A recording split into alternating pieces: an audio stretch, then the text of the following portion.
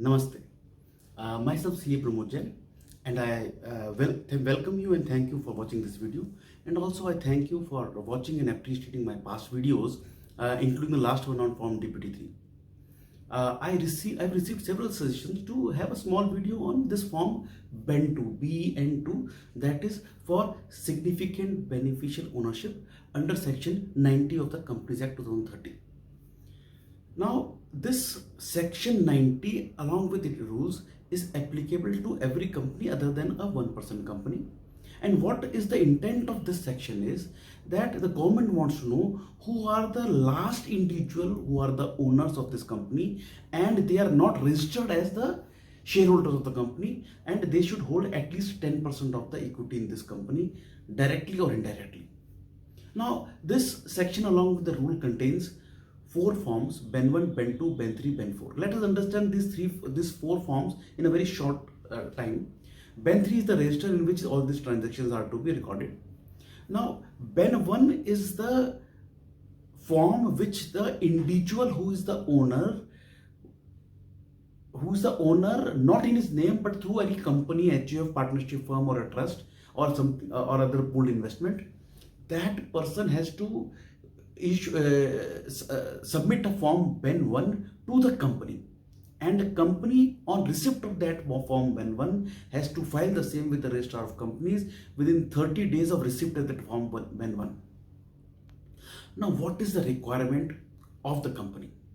The company's requirement is to issue a notice in form BEN4 to every person which it feels that who is a significant beneficial owner.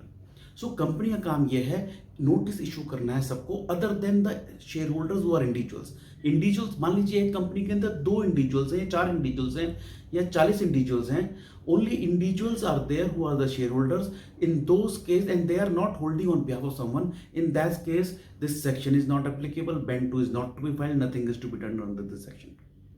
Now, if the shareholders of that company is other than individuals, say a company, HUF, partnership firm, LLP or trust or whatever it may be, in that case, if those shareholding is more than 10%, then the company's requirement is issue a notice in form BEN4 to those entities.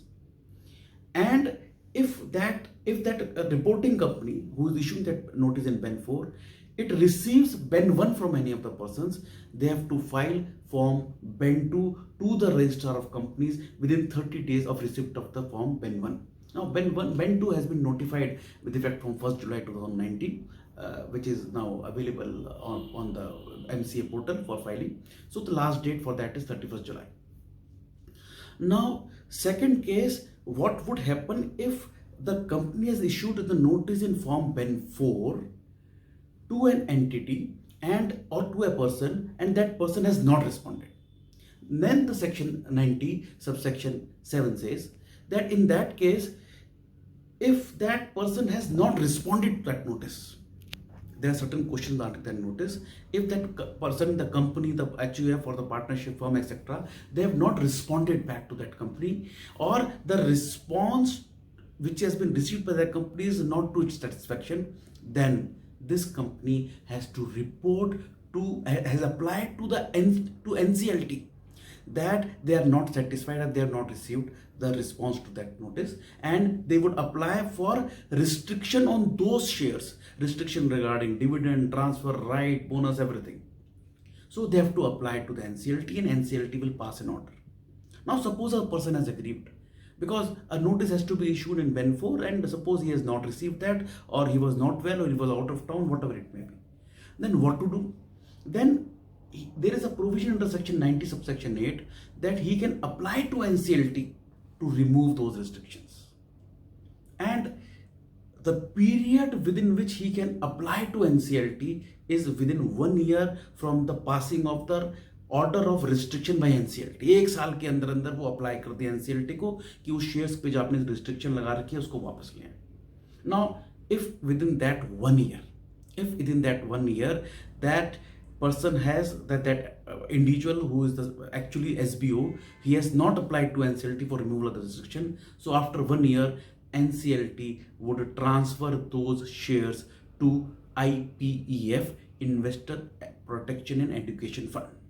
So the government will become the owner of those shares. Now, how to determine that a person is an SBO?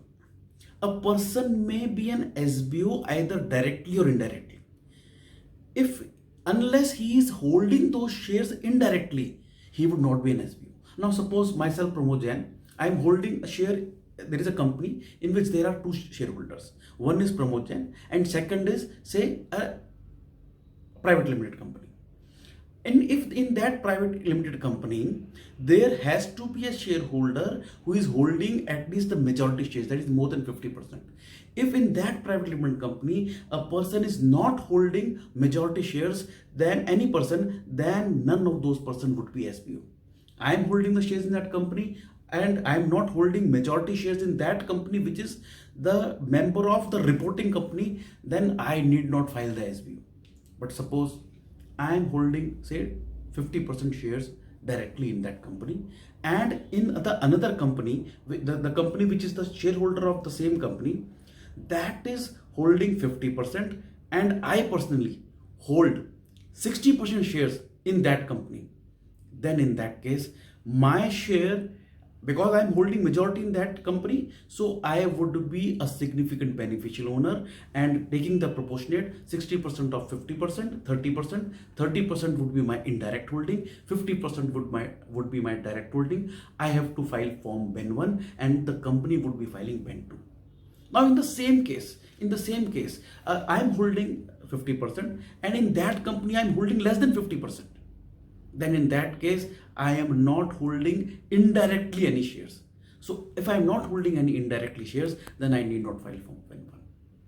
In the case of HUF, now suppose HUF is a shareholder in a company, and that is holding more than 10%. In that case, the karta of that HUF, irrespective of his percentage in the HUF, whatever it may be share, the karta would be 100% owner of that HUF. So if in that case it exceeds 10% directly, indirectly, then that HUF also has to file form Ben 1 to the company, and company will file Ben 2. And the non-compliances penalties are very. Last date is 31st July. What I say that wherever it is applicable, the notices must have already been sent. Ben 1 are being received. We have to file Ben 2. The detailed presentation, I today itself made a presentation on significant beneficial ownership. That presentation itself is available on the website www.expertspanel.in as well as www.lunawat.com. You can go to the experts panel and download that presentation and see there are various examples also given. If you still have any doubt, you can post your query free of any cost on expertspanel.in, and the answer would be given to your email ID. I hope most of the queries would have been answered. Still, there could be certain complications. So you can post your queries to the expertspanel.in, whereby more than 90 experts throughout the country are there. They would be answering your questions. I hope this small video would be of help in understanding the compliance related to form Ben 2. Thank you very much. Namaste.